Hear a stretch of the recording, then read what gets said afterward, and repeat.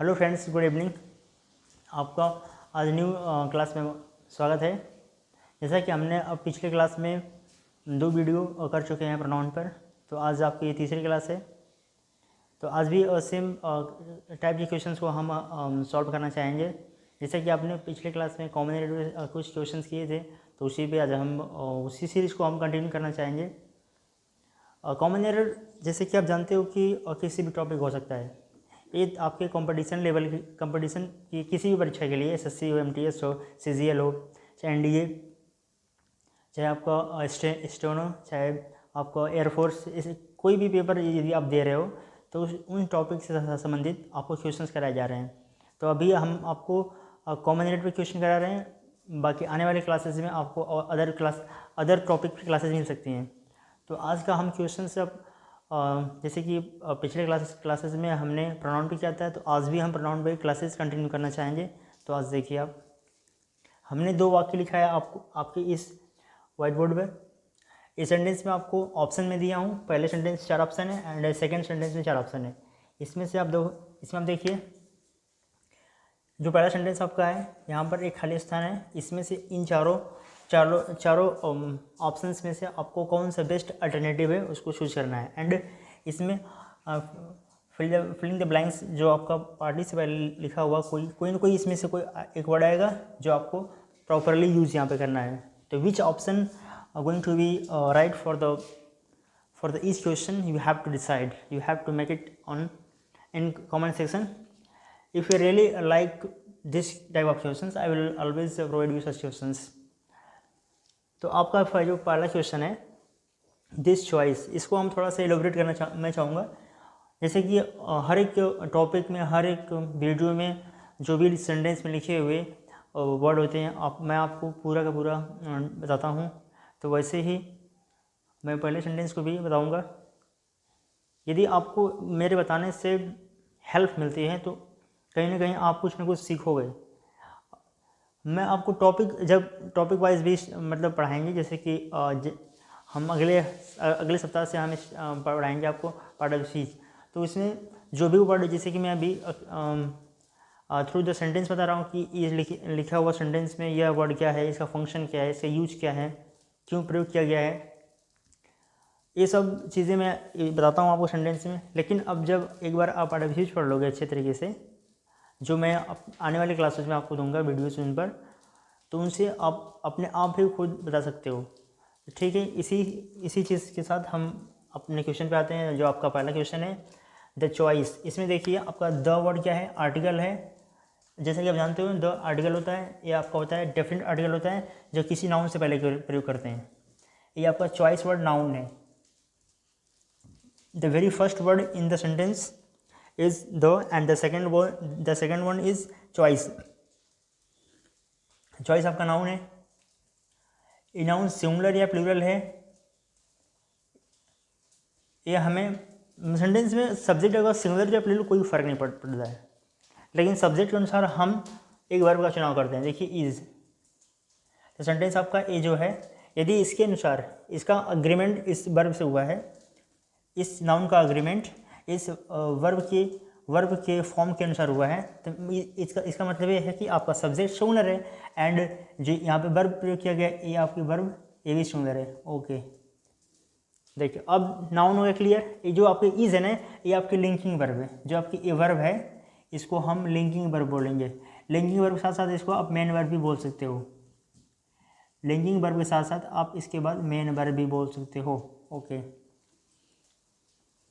जैसे कि हम आपके ऑप्शंस हैं, यू है, योर है, योर्स है एंड योर सेल्फ है। जैसा कि आप जानते हो कि जो आपका पहला ऑप्शन है यू, इसको हम सब्जेक्ट के रूप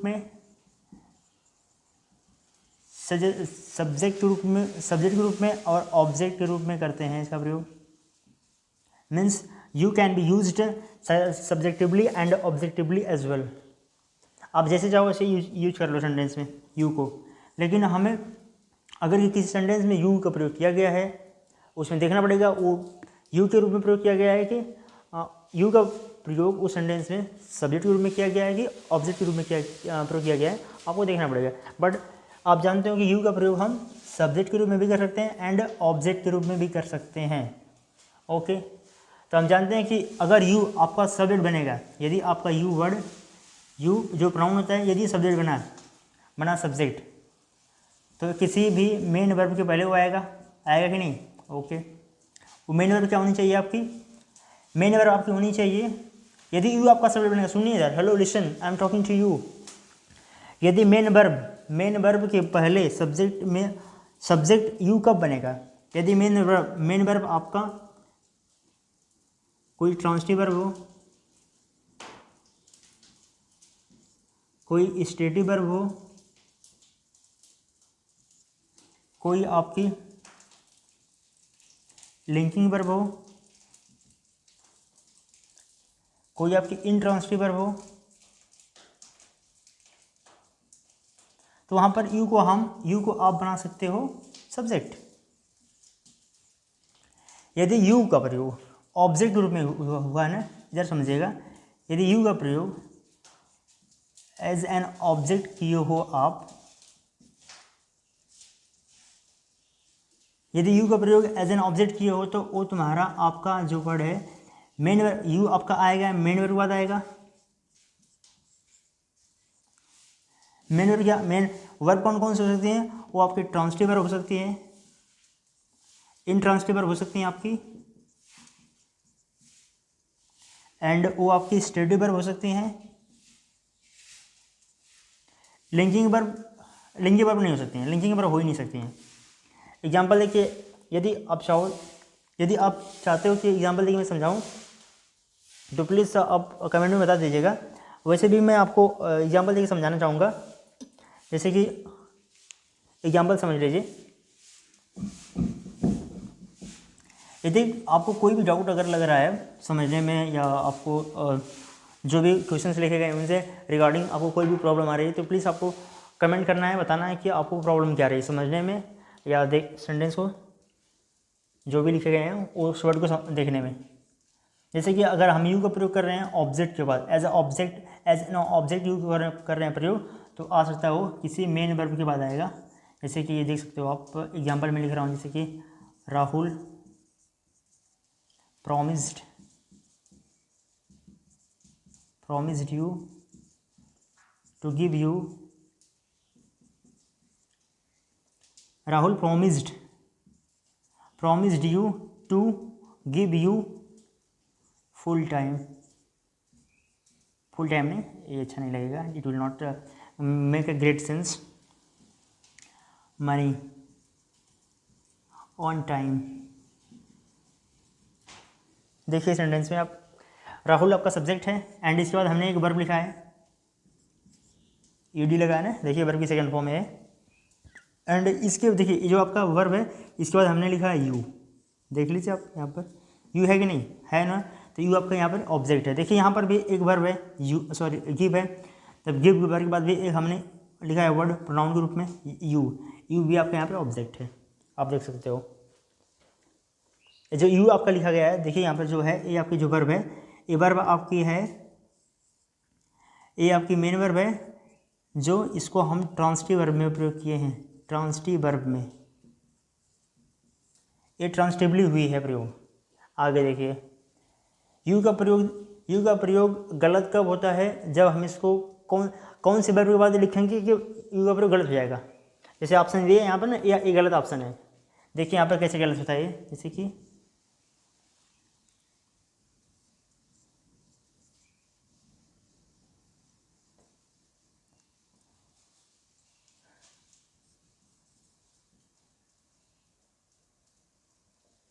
जैसे कि आपका हो सकता है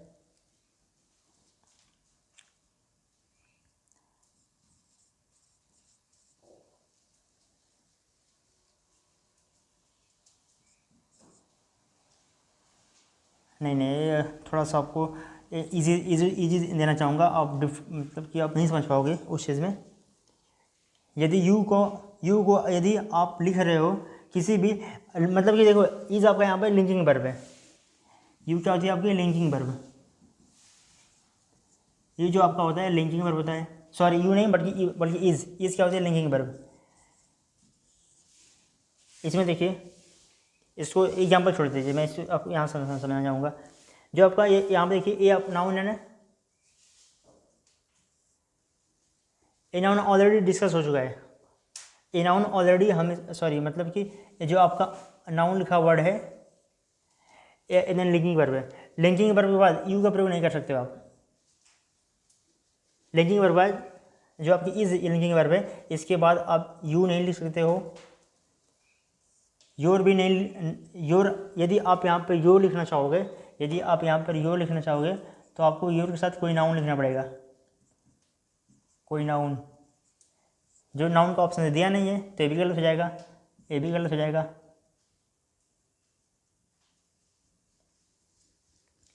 एंड योर सेल्फ आपका ऑब्जेक्टिव केस में होता है। ऑब्जेक्टिव केस लिख सकते नहीं हो। इस लिंकिंग वर्ब के लिए सिंपल जान जाइए कि लिंकिंग वर्ब के लिए हम ऑब्जेक्टिव केस का प्रयोग नहीं करते हैं। ये यू आपका सब्जेक्टिव केस में हो चाहे ऑब्जेक्टिव केस में हो, नहीं प्रयोग हो सकता है लिंकिंग वर्ब के बाद। लिंकिंग वर्ब के बाद आप ऑब्जेक्टिव केस नहीं लिख सकते हो। एग्जाम्पल हम आपको दे देते हैं, जैसे कि देखिए यहाँ पर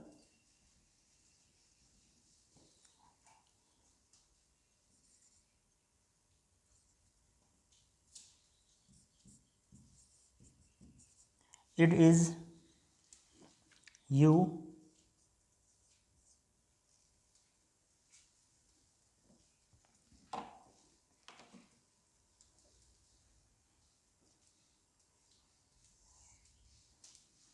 यहाँ पर लेकिन देखिए यहाँ पर जो लिखा गया यू है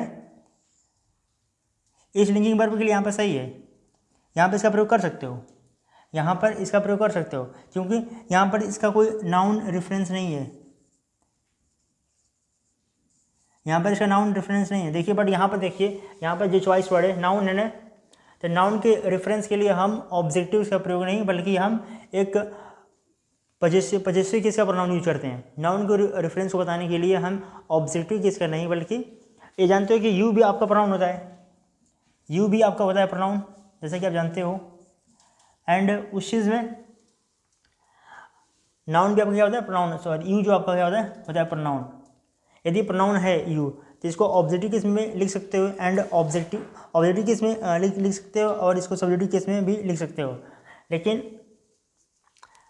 यदि इसका रेफरेंस यदि यू को आप लिखना है सब्जेक्टिव केस में लिखना हो एंड ऑब्जेक्टिव केस में लिखना हो तो आपको वहाँ पर यू का रेफरेंस वर्ड मेन वर्ब होना चाहिए। बट यहाँ पर देखिए जो यहाँ पर मेन वर्ब नहीं बल्कि इसका फोकस इस चॉइस नाउन पर है, तो यहाँ पर हम योर सेल्फ भी नहीं कर पाएंगे क्योंकि योर सेल्फ को भी हम यूज करते हैं ऑब्जेक्टिव केस में, यू को भी हम यूज करते हैं ऑब्जेक्टिव केस में।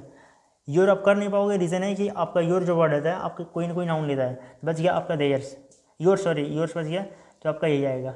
इस नाउन को एक्सप्लेन मैं कर दूंगा। इस सेंटेंस को एक्सप्लेन ऐसे कर सकते हैं, जैसे कि इसको आप ऐसे लिख सकते हो, your choice is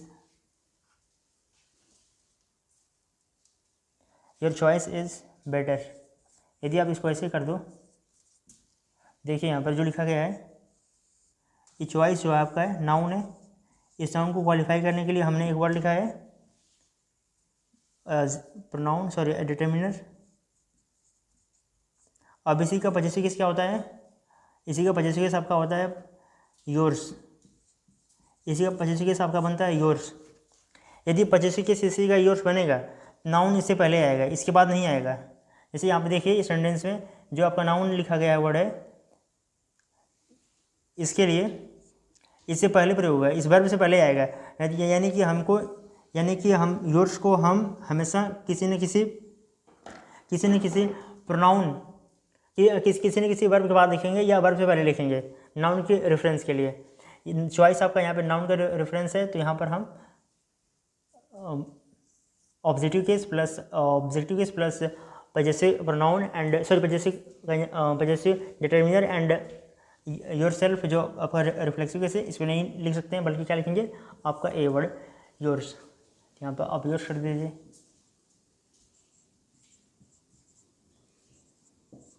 the choice is yours, simple. Next sentence देखिए, नेक्स्ट क्या होगा, there is no objection there is आपका यहाँ पे वर्ब है, नो आपका डिटर्मिनर है, ऑब्जेक्शन आपका नाउन, एंड टू वर्ड आपका प्रीपोजिशन। अब इसके इन्फिनिटिव में समझिएगा, टू वर्ड आपका क्या है, टू वर्ड आपका प्रीपोजिशन है, एंड इसके बाद लिखा हुआ है इस प्रीपोजिशन का ये ऑब्जेक्ट ज्वाइन।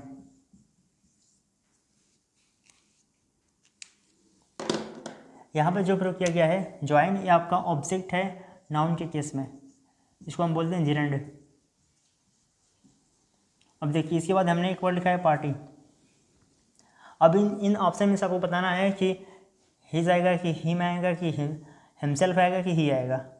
जैसा कि आप जानते हो कि किसी भी नाउन से पहले हम किसी भी नाउन से अगर हमें किसी भी नाउन को क्वालिफाई करना हो कि किसी भी नाउन को क्वालिफाई करना हो हमें, तो हम उस नाउन को क्वालिफाई करने के लिए कोई भी प्रोनाउन का प्रयोग नहीं, बल्कि हम किसी प्रोनाउन का प्रयोग करते हैं, लेकिन उसका फॉर्म होना चाहिए डिटर्मिनर का। जैसे यहाँ पर खाली स्थान है ना, इसको भरना है, इस नाउन को कंप्लीट करना है। तो हम जानते हैं कि आपका जो ही होता है ये होता है सब्जेक्टिव के प्रोनाउन होता है, एंड हिम होता है ऑब्जेक्टिव के प्रोनाउन होता है, एंड हिम जो आपका हिमसेल्फ होता है ये आपका होता है रिफ्लेक्सिव केस का प्रोनाउन होता है, इसको भी ऑब्जेक्टिव केस में प्रयोग करते हैं। एंड जो आपका हिज होता है ये आपका होता है डिटर्मिनर होता है, डिटर्मिनर जो किसी न किसी नाउन को किसी न किसी नाउन को ए डिटर्मिन करता है। तो आप देख सकते हो यहाँ पर जो लिखा हुआ वर्ड है पार्टी, ये नाउन है, एंड किसी भी नाउन को डिटर्मिन करने के लिए नाउन का प्रयोग नहीं, बल्कि हम किसका प्रयोग करते हैं डिटर्मिनर का। तो आपका हिज ऑप्शन सही है। यदि आपको पहला सेंटेंस एंड सेकंड सेंटेंस समझ में आ गया हो तो प्लीज़ बताइएगा। आज के लिए बस हम 2 ही सेंटेंस रखेंगे। यदि आपको इस सेंटेंस में कोई मिस्टेक या कुछ समझ में नहीं आया हो तो बताइएगा, मैं इसको फिर से आपको समझा दूंगा। Thank you.